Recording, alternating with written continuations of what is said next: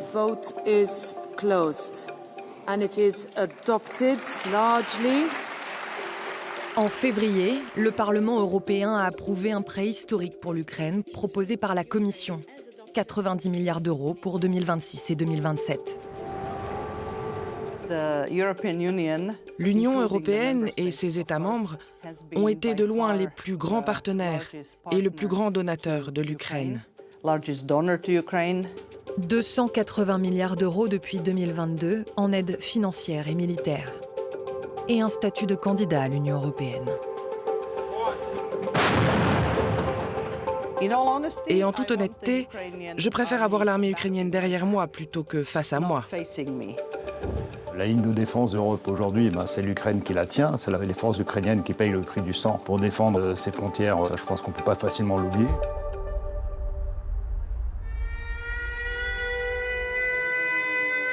Février 2026. 4 ans après l'invasion à grande échelle, l'Ukraine est la cible d'attaques aériennes russes constantes alors qu'elle traverse un hiver glacial. Lors de notre tournage, en une semaine, 2000 drones, 1200 bombes et 116 missiles russes se sont abattus sur le pays, plongeant tout ou partie des villes dans le noir. Par moins 27 degrés Celsius, les frappes sur les infrastructures énergétiques ont privé des centaines de milliers d'habitants d'électricité, de chauffage et d'eau chaude. Dans la capitale comme ailleurs, le ronronnement des générateurs est devenu un bruit de fond auquel plus personne ne prête attention. Ce jour-là, 150 de ces appareils sont donnés par la France, dont 30 pour Kiev et sa région, en présence du maire de la ville. Environ un demi-million d'habitants n'ont pas de chauffage en ce moment. Il fait si froid. C'est une grande épreuve pour les gens. Ces générateurs ont été transportés grâce au mécanisme de protection civile de l'UE. Son opération menée en Ukraine est la plus importante depuis sa création en 2001. Plus de 157 000 tonnes d'aide ont ainsi été livrées.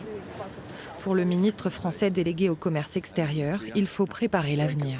Si on n'est pas en appui et en partenariat avec nos amis ukrainiens, y compris en soutenant les investissements et les exportations et les partenariats économiques qui peuvent être construits ici en Ukraine, eh bien, on se tire une balle dans le pied. Reconstruire en pleine guerre, mais aussi assurer la continuité de l'État et inciter les déplacés à revenir. La Banque européenne d'investissement a lancé un programme de 740 millions d'euros pour restaurer écoles, hôpitaux et infrastructures essentielles. En banlieue de la capitale, 1 400 000 euros ont été investis dans la modernisation de ce service hospitalier, dont les travaux sont bientôt terminés. Nous nous trouvons à l'hôpital multidisciplinaire de soins intensifs de Vassilkiv. Cette unité fournit des soins médicaux spécialisés aux personnes ayant subi un accident vasculaire cérébral aigu. Lits avec panneaux d'oxygène intégrés, réseau remis à neuf, accès facilité pour les personnes à mobilité réduite, l'unité est désormais équipée aux standards de l'UE. Ces chambres sont confortables, spacieuses et neuves. Outre le financement des infrastructures, l'Europe veut aussi aider les Ukrainiens à assurer l'état de droit sous les bombes. Cet après-midi, nous avons rendez-vous dans ce qui était, il y a encore 4 ans, un simple parking.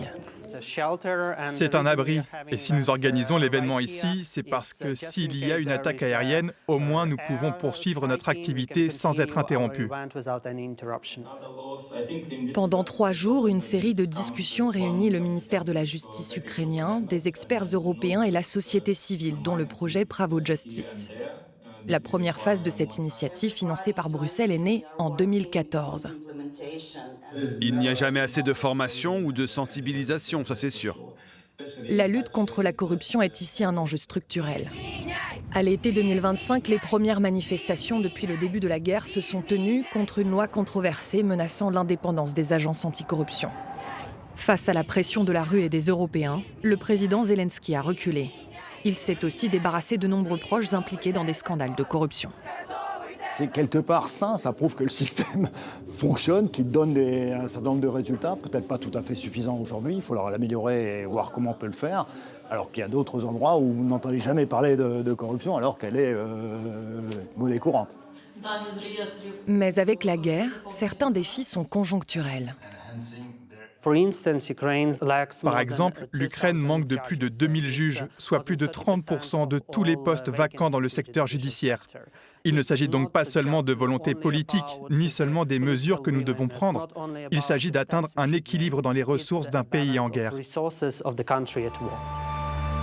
Des ressources humaines particulièrement viennent à manquer. Réfugiés, blessés, morts ou mobilisés. 60 milliards d'euros, soit 2/3 du dernier prêt européen, seront consacrés à l'industrie de défense. Les Ukrainiens ressentent déjà l'effet du soutien militaire européen. Dans la région de Dnipro, avec les canons français César, nous retrouvons la 147e brigade qui se réjouit de la modernisation de l'artillerie, avec l'adoption progressive de calibres standards de l'OTAN. De 2014 à 2015, nous n'avons combattu qu'avec du matériel soviétique. Aujourd'hui, nous utilisons des armes modernes, ce qui nous a permis d'accomplir beaucoup de choses.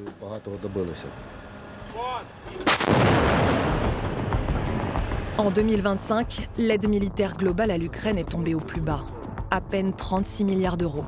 Les États-Unis de Trump ont dramatiquement réduit leur contribution. L'Europe, elle, a fourni la quasi-totalité des fonds, en augmentant son enveloppe de 2/3 par rapport à la moyenne des 2 années précédentes.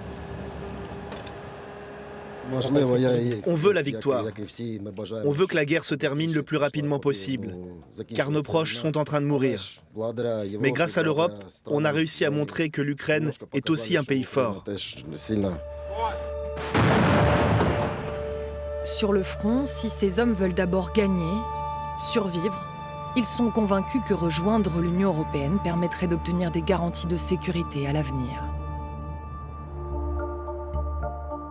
À plus de 600 km de là, l'ambassadrice de l'UE en Ukraine rappelle que le pays s'est porté candidat à l'intégration 4 jours seulement après l'invasion à grande échelle. Très peu de gens s'en souviennent. À Bruxelles, nous avons tous été surpris qu'ils pensent à cela alors qu'ils se protégeaient des bombes russes dans des abris.